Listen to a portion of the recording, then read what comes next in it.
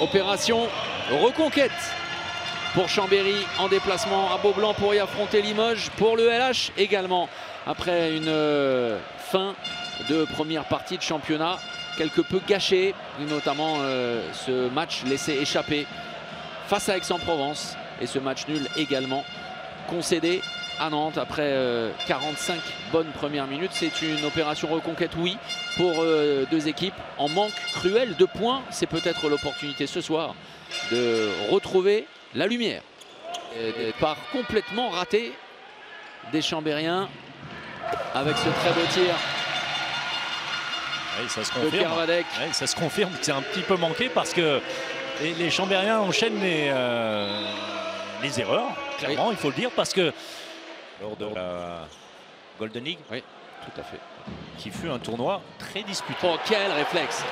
Mais sinon, en échec, ah, ça c'est très bien fait de la part de Sébastien Scoubé. Ça va. Incroyable! Excellent! Le gardien Limoges s'interpose. La passe qui manquait d'application. Richert à la course. Richert. Oh! Dino Slavic!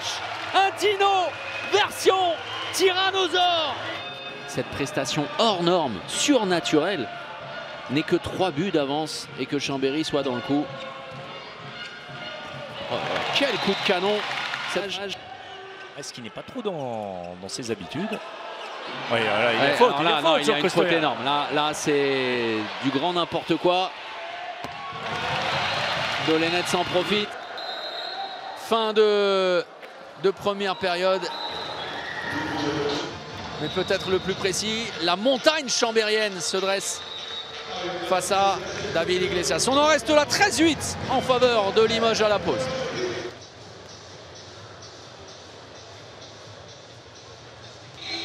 Révolte attendue pour les Chambériens et le syndrome du retour de l'adversaire dans les têtes limougeaudes. Ça, c'est une certitude.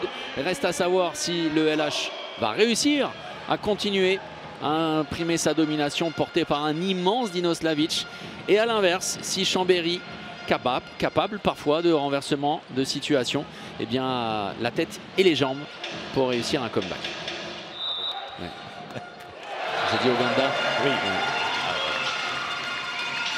Position préférentielle et incompréhension totale avec Costoya. Ils sont encore sur l'action et c'est fou parce qu'ils étaient encore. Il y avait d'abord un Iglesias et la belle lecture, deuxième ballon. Les Limougeaux ont lâché les ballons. Le ballon perdu derrière et ça va faire mal avec Kervadec qui gagnera la course dans un premier temps, qui gagnera le duel dans un second et qui va redonner ce matelas confortable de 8 buts d'avance.